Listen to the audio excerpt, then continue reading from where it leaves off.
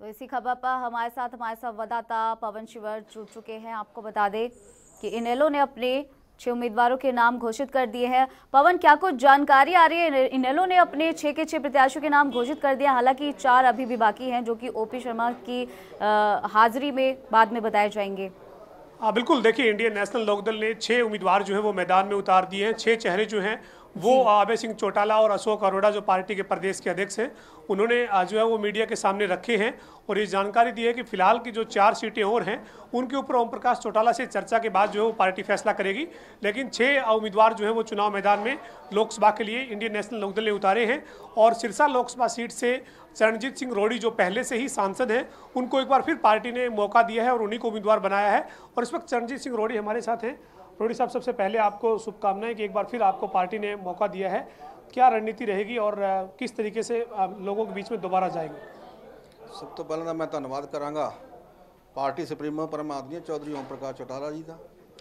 और जिथे उन्होंने धन्यवाद उत्थे पार्टी के बहुत ही सत्कारयोग अभय सिंह चौटाला जी, अशोक अरोड़ा जी, रामपाल माजरा जी और PSC के सारे मैंबरों का, और बहुत ही सत्कारयोग स्टेट कार्यकारिणी के मैंबरों का, जिन्हों की देख रेख नाल, जिन्हों की पुछ-गिछ दे विच परम आदमी अभय सिंह चौटाला जी ने और चौधरी ओम प्रकाश चौटाला जी जो फैसला लेता है, तो मैनू सिरसा सीट तो दूसरी बार उम्मीदवार बनाने का काम किया।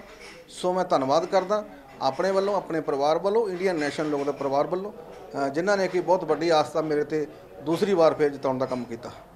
क्या रहेगा आपका इस बार चुनाव के लिए मुद्दा लोगों के बीच में जाने का? चूंकि 5 साल से आप सांसद हैं, इस नाते कहीं ना कहीं आपके सामने एक चुनौती भी रहेगी कि आपने 5 साल में लोगों के लिए कितना विकास किया है।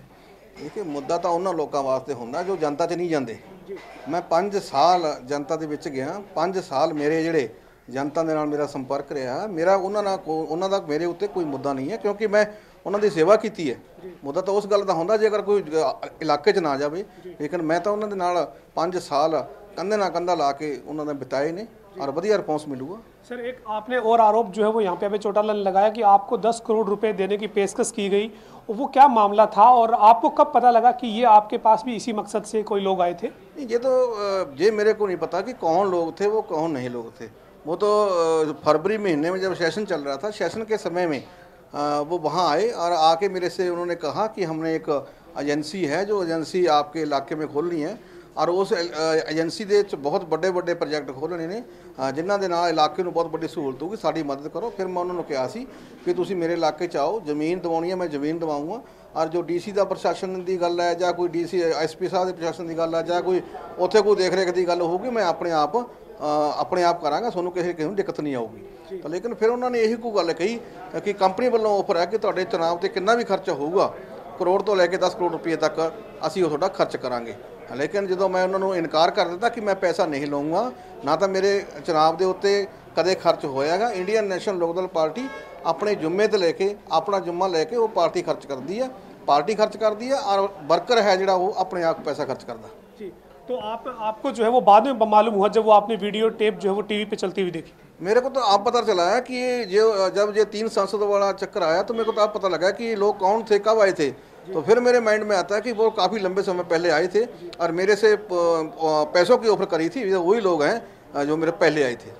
साहब, कांग्रेस और बीजेपी जो है वो सिरसा में अपना मुकाबला बता रही है। आप जो है वो किस तरीके से उनके बीच में सिरसा की लोकसभा के ऊपर चुनाव मैदान में उतरने वाले हैं? मैं कहना कि वो बंदे अप्रोल ते गए हुए 1 महीने की परोल ते, चाहे दुग्गल ला लो, चाहे डॉक्टर अशोक तंवर ला लो, वो 1 महीने की परोल ते गए हैं। 1 महीना खत्म करके वो वापस आ जाएंगे।